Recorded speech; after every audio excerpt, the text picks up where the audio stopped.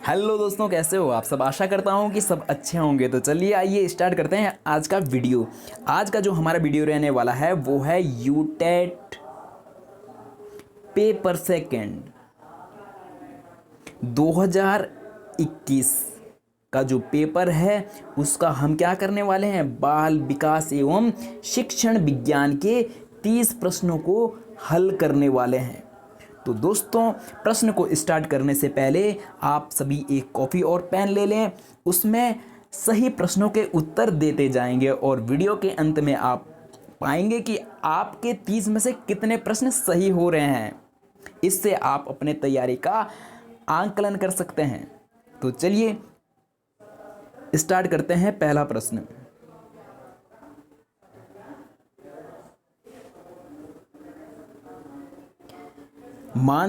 मस्तिष्क का कौन सा हिस्सा सभी प्रकार की संज्ञानात्मक, संवेगात्मक और प्रेरक क्रियाकलापों को संपादित करता है। तो दोस्तों, ऑप्शन ए है अग्र मस्तिष्क, बी है मध्य मस्तिष्क और सी है पश्चिम मस्तिष्क और डी है उपयुक्त में कोई नहीं। तो दोस्तों, इसका जो सही आंसर हो जाएगा वो हो जाएगा अग्र मस्तिष्क। क्या करता है, संज्ञानात्मक, संवेगात्मक और प्रेरक क्रियाकलापों को संपादित करने का कार्य करता है। तो चलिए बढ़ते हैं अगले प्रश्न की ओर। शारीरिक अंगों अथवा संपूर्ण जीव की बढ़ोतरी को कहते हैं समृद्धि, विकास, परिपक्वता, क्रम विकास। तो दोस्तों, इसका जो सही आंसर हो जाएगा वो हो जाएगा ऑप्शन नंबर ए, समृद्धि। शारीरिक अंगों में वृद्धि को क्या कहते हैं, समृद्धि। तो चलिए दोस्तों बढ़ते हैं अगले प्रश्न की ओर। इसका सही आंसर हो जाएगा ऑप्शन नंबर ए। बढ़ते हैं अगले प्रश्न की ओर। अगला जो प्रश्न है वो है स्मृति के अवस्था मॉडल के अनुसार निम्नलिखित में से कौन स्मृति का प्रकार नहीं है। ऑप्शन ए है संवेदी स्मृति और बी है अल्पकालिक स्मृति और सी है दीर्घकालिक स्मृति, डी है कार्यकारी स्मृति। तो दोस्तों, इसका जो सही आंसर हो जाएगा वो हो जाएगा ऑप्शन नंबर डी, कार्यकारी स्मृति। क्या नहीं है, स्मृति अवस्था मॉडल का क्या स्मृति का प्रकार नहीं है। तो इसका सही ऑप्शन हो जाएगा ऑप्शन नंबर डी। तो चलिए दोस्तों बढ़ते हैं अगले प्रश्न की ओर। अगला जो प्रश्न है वो है वस्तु एवं पृष्ठभूमि के संबंध के बारे में अधिक सोचने को कहा जाता है विश्लेषणात्मक चिंतन, समग्र चिंतन, तर्कसंगत चिंतन, उपयुक्त में को ही नहीं। तो दोस्तों, इसका जो सही आंसर हो जाएगा वो हो जाएगा ऑप्शन नंबर बी। इसका सही उत्तर हो जाएगा वस्तु एवं पृष्ठभूमि के संबंध में। अगर इसमें से वस्तु ही वस्तु होता तो आंसर दूसरा भी हो सकता था, लेकिन आप वस्तु एवं उसकी पृष्ठभूमि के बारे में क्या कर रहे हैं, सोच रहे हैं। तो ये किस में आ जाएगा, समग्र चिंतन में आ जाएगा। तो चलिए बढ़ते हैं अगले प्रश्न की ओर। मोटापा है किंतु भोजन करना चाहना किस प्रकार के द्वंद्व का उदाहरण है। ऑप्शन ए है उपागम, उपागम द्वंद्व, बी है परिहार, परिहार द्वंद्व और सी है उपागम परिहार द्वंद्व और डी है उपयुक्त में कोई नहीं। तो दोस्तों, इसका जो सही आंसर हो जाएगा वो हो जाएगा ऑप्शन नंबर सी, सही उत्तर हो जाएगा। तो चलिए बढ़ते हैं अगले प्रश्न की ओर। अगला जो प्रश्न है वो है बुद्धि लब्धि IQ का संप्रत्यय किससे संबंधित है या किसने विकसित किया। तो दोस्तों, ऑप्शन ए है विलियम स्टर्न और बी है टर्मन और सी है रॉस और डी है बिने। तो दोस्तों, IQ का जो संप्रत्यय है या अवधारणा, कभी कभी क्या पूछ देते हैं संप्रत्यय के जगह अवधारणा की, IQ या बुद्धि लब्धि की अवधारणा किसने दी। तो दोस्तों, इसका सही उत्तर हो जाएगा विलियम स्टर्न और टर्मन ने क्या दिया, IQ बुद्धि लब्धि का जो सूत्र है वो दिया, वो हो जाता है IQ बराबर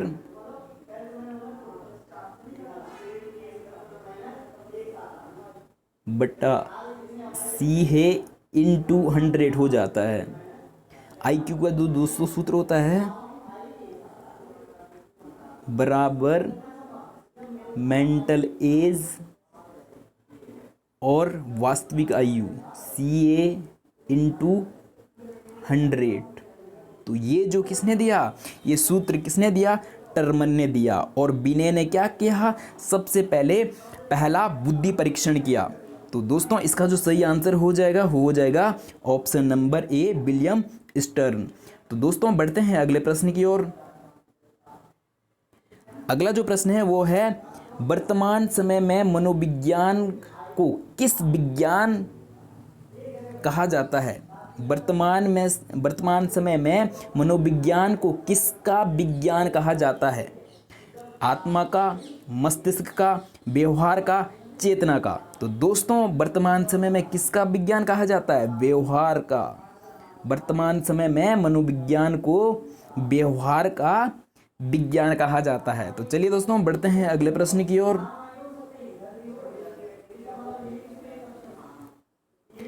अगला जो प्रश्न है वो है निम्नलिखित में से कौन प्रक्षेपी परीक्षण नहीं है। तो दोस्तों इसका जो सही उत्तर हो जाएगा वो हो जाएगा ऑप्शन नंबर डी, सही उत्तर हो जाएगा MMPI। तो चलिए बढ़ते हैं अगले प्रश्न की ओर। अगला जो प्रश्न है वो है शिक्षा मनोविज्ञान का अध्ययन अध्यापक को इसलिए करना चाहिए ताकि, ऑप्शन ए है इससे वो अपनी परीक्षाओं में प्रथम आ सके। तो इसलिए तो नहीं करते हैं हम अध्ययन शिक्षा मनोविज्ञान का। और इसकी सहायता से अपनी शिक्षण को अधिक प्रभावशाली बना सकें। तो सही बात है, अगला ऑप्शन देख लेते हैं, इससे शिक्षक को आत्मसंतुष्टि मिले। तो आत्मसंतुष्टि के लिए तो हम मनोविज्ञान का अध्ययन नहीं करेंगे। और अगला ऑप्शन है डी है, इससे वो दूसरों को प्रभावित कर सकें। तो दूसरों को प्रभावित करने के लिए हम मनोविज्ञान का अध्ययन करेंगे नहीं। तो इसका जो सही उत्तर हो जाएगा ऑप्शन बी, इसका सही उत्तर हो जाएगा। तो चलिए दोस्तों बढ़ते हैं अगले प्रश्न की ओर। अगला जो प्रश्न है वो है कोई विद्यार्थी कुसंगत में पढ़कर बिगड़ रहा है। एक अध्यापक के रूप में आपका कर्तव्य क्या होगा।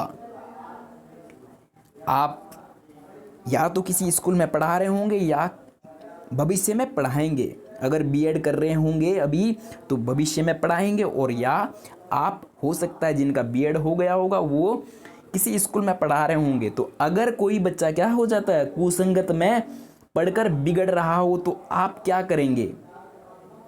ऑप्शन ए है उसके माता पिता से मिलेंगे, ऑप्शन बी है उसकी उपेक्षा करेंगे, और ऑप्शन सी है उसे विश्वास में लेकर समझाएंगे, और डी है उसे बुलाकर डांटेंगे।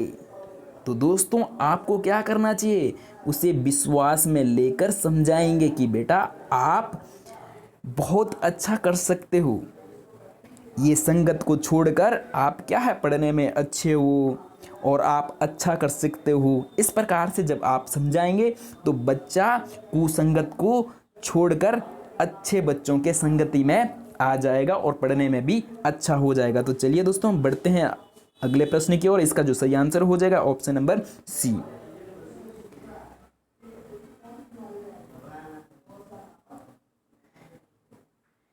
पियाजे के अनुसार संज्ञानात्मक विकास की किस अवस्था में परिकल्पनात्मक चिंतन विकसित होते हैं। संवेदी प्रेरक, और बी है पूर्व संक्रियात्मक, और सी है मूर्त संक्रियात्मक, और डी है औपचारिक संक्रियात्मक। तो दोस्तों इसका जो सही आंसर हो जाएगा वो हो जाएगा ऑप्शन नंबर डी, इसका सही उत्तर हो जाएगा। तो चलिए बढ़ते हैं अगले प्रश्न की ओर। तो प्रश्न थोड़ा सा बड़ा है, प्रश्न के आकार को थोड़ा सा छोटा कर लेंगे। एक बुद्धि परीक्षण पूर्णतः शाब्दिक पूर्णतः अशाब्दिक या अवाचिक अथवा पूर्णतः निष्पादन परीक्षण हो सकता है। इसके अतिरिक्त कोई बुद्धि परीक्षण इन तीनों प्रकार के परीक्षणों के एकांशों का मिश्रित रूप भी हो सकता है। यह कथन है सत्य, असत्य, अनिश्चित, अस्पष्ट।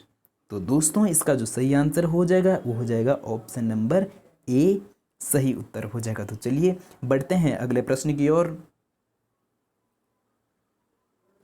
और दोस्तों वीडियो को लाइक नहीं किया हो तो वीडियो को लाइक कर दें, और चैनल पे पहली बार हो तो चैनल को सब्सक्राइब कर दें। तो दोस्तों स्टार्ट करते हैं अगले प्रश्न को। प्रश्न है व्यक्तित्व को अधोलिखित विशेषताओं के द्वारा स्पष्ट किया जा सकता है। प्रश्न है कि व्यक्तित्व को अधोलिखित विशेषताओं द्वारा स्पष्ट किया जा सकता है। तो ऑप्शन ए है, इसके अंतर्गत शारीरिक एवं मनोवैज्ञानिक दोनों ही घटक होते हैं। और दूसरा है किसी व्यक्ति विशेष में व्यवहार के रूप में इसकी अभिव्यक्ति पर्याप्त रूप से अनन्य होती है। और सी है, तीसरा है इसकी प्रमुख विशेषता साधारणतः समय के साथ परिवर्तित नहीं होती है। तो ये तीनों ही बातें क्या है, किसी व्यक्तित्व को स्पष्ट करने के लिए महत्वपूर्ण है। तो ऐसा कौन सा ऑप्शन है जिसमें ये तीनों ही बातें सही है? तो ये हो जाएगा ऑप्शन नंबर डी, सारी विशेषताएं सही है। तो चलिए दोस्तों बढ़ते हैं अगले प्रश्न की ओर।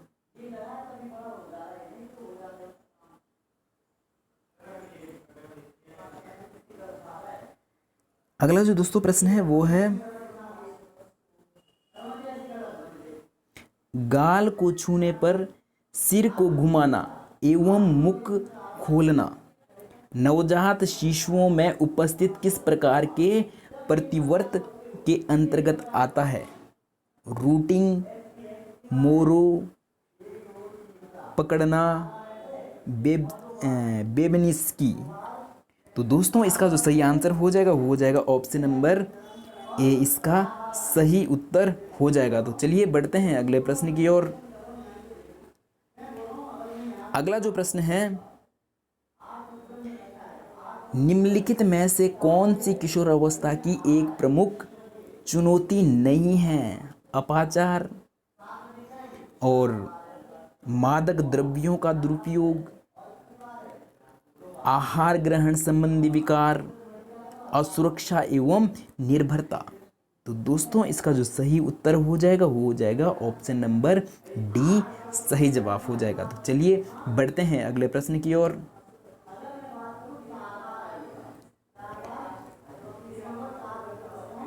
अगला प्रश्न है प्राणियों की ऐसी अनुक्रियाएं जो उन्हें पीड़ादायक उद्दीपकों से छुटकारा दिलाती है या उनसे दूर रहने और बच निकलने के लिए पथ प्रदर्शन करती है, किस प्रकार का प्रबलन प्रदान करती है? धनात्मक प्रबलन, ऋणात्मक प्रबलन, और विलंब प्रबलन, और आंशिक प्रबलन। तो दोस्तों इसका जो सही उत्तर हो जाएगा वो हो जाएगा ऑप्शन नंबर बी, ऋणात्मक प्रबलन। तो दोस्तों बढ़ते हैं अगले प्रश्न की ओर।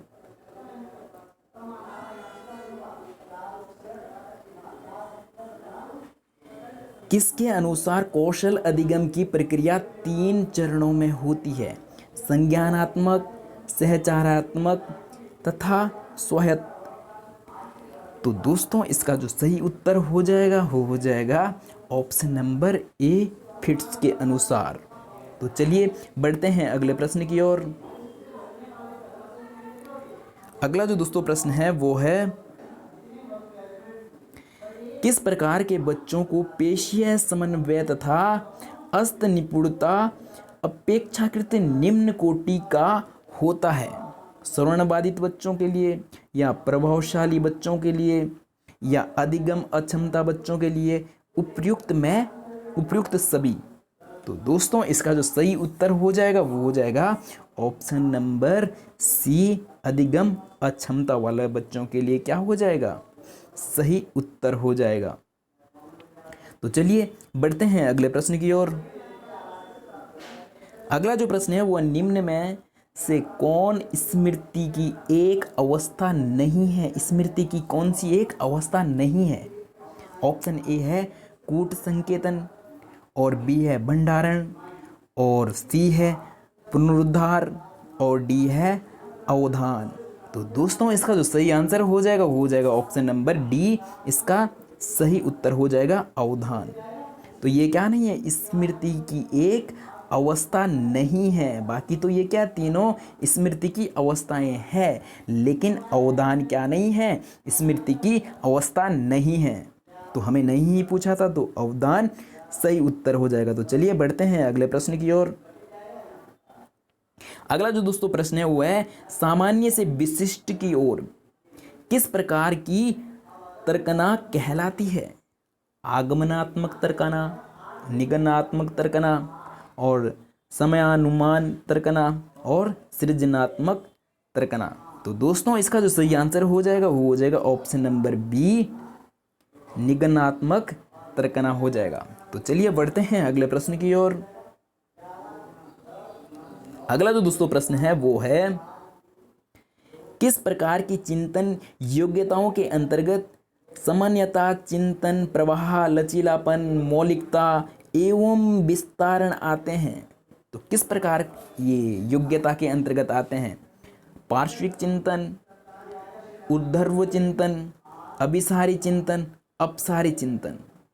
तो दोस्तों ये किस में आ जाएगा? ऑप्शन नंबर डी इसका सही उत्तर हो जाएगा। अपसारी चिंतन का मतलब होता है कि अनेक दिशाओं में सोचना, और अभिसारी का मतलब होता है कि आप क्या है, एक ही चीज के बारे में सोच रहे हो। तो इसका जो सही आंसर हो जाएगा ऑप्शन नंबर डी। तो चलिए बढ़ते हैं अगले प्रश्न की ओर।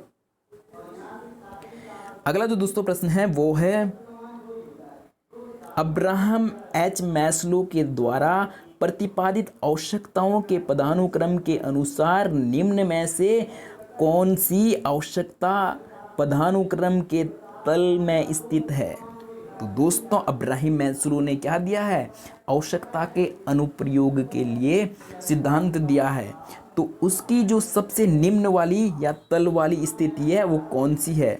तो ऑप्शन ए है शारीरिक क्रियात्मक आवश्यकता, और बी है सुरक्षा की आवश्यकता, और तीसरा है आत्मीयता की आवश्यकता, और डी है सम्मान की आवश्यकता। तो दोस्तों सबसे पहली या सबसे जो पहला चरण आता है वो आता है शारीरिक क्रियात्मक आवश्यकता। इसमें क्या आ जाता है? भूख प्यास। सबसे पहले आदमी क्या सोचता है कि मेरा पेट भर जाए, और उसके बाद वो थोड़ा सोचता है कि क्या है, मुझे सुरक्षा मिल जाए, थोड़ा सा रहने के लिए छत मिल जाए, और उसके बाद वो बात करता है किसकी, कि थोड़ा सा मुझे क्या है, सम्मान मिले और मेरी रिश्तेदारी बढ़े हैं, इस प्रकार की। और लास्ट में आता है आत्मीयता। तो दोस्तों इसका जो सही आंसर हो जाएगा वो हो जाएगा ऑप्शन नंबर ए, इसका सही उत्तर हो जाएगा। तो चलिए बढ़ते हैं अगले प्रश्न की ओर। अगला जो दोस्तों प्रश्न है वो है निम्नलिखित में से कौन सा मनोसामाजिक अभिप्रेरक की विशेषता नहीं है? ऑप्शन ए है उपलब्धि की आवश्यकता, और बी है संबंधन की आवश्यकता, और सी है भूख अभिप्रेरक, और डी है शक्ति की आवश्यकता। तो दोस्तों इसका जो सही आंसर हो जाएगा ऑप्शन नंबर सी, इसका सही उत्तर हो जाएगा। तो चलिए बढ़ते हैं अगले प्रश्न की ओर। अगला जो दोस्तों प्रश्न है वो है क्षुधा अभाव, क्षुद्रतीशीयता तथा अनियंत्रित भोजन किस विकार समूह के अंतर्गत आते हैं? ऑप्शन ए है पोषण तथा भोजन विकार, बी है विशिष्ट अधिगम विकार, और सी है स्वालीनता वर्णक्रम विकास, और डी है तंत्रिकाजन्य विकास। तो दोस्तों इसका जो सही आंसर हो जाएगा ऑप्शन नंबर ए, सही उत्तर हो जाएगा पोषण तथा भोज्य विकार। तो चलिए बढ़ते हैं अगले प्रश्न की ओर। अगला जो प्रश्न है वो है प्राथमिक कक्षा के शिक्षक के लिए निम्न में से किसका ज्ञान होना सर्वाधिक आवश्यक है? बाल मनोविज्ञान, शिक्षा दर्शन, स्वास्थ्य विज्ञान और सामाजिक विज्ञान। तो दोस्तों हम बात कर रहे हैं प्राथमिक कक्षा के शिक्षक की, तो उसके लिए सबसे सर्वाधिक आवश्यक किस चीज़ का ज्ञान होना चाहिए? बाल विकास, बाल मनोविज्ञान का ज्ञान होना अति आवश्यक है। तो ऑप्शन ए सही आंसर हो जाएगा। तो चलिए बढ़ते हैं अगले प्रश्न की ओर। अगला जो प्रश्न है वो है निम्नलिखित में से किसे बाल मनोविज्ञान के अंतर्गत शामिल नहीं किया जा सकता? तो दोस्तों ऑप्शन ए है बाल कल्याण, मनोविश्लेषण और मानसिक स्वास्थ्य विज्ञान और शिक्षा दर्शन। तो दोस्तों इसका जो सही उत्तर हो जाएगा शिक्षा दर्शन को हम क्या नहीं करते हैं? बाल मनोविज्ञान के अंतर्गत शामिल नहीं करते हैं। तो ये तीनों ही क्या है? शामिल करते हैं, और शिक्षा दर्शन को शामिल नहीं करते हैं। तो हमें क्या पूछा है? नहीं पूछा है। तो इसका सही आंसर हो जाएगा ऑप्शन नंबर डी। तो चलिए बढ़ते हैं अगले प्रश्न की ओर।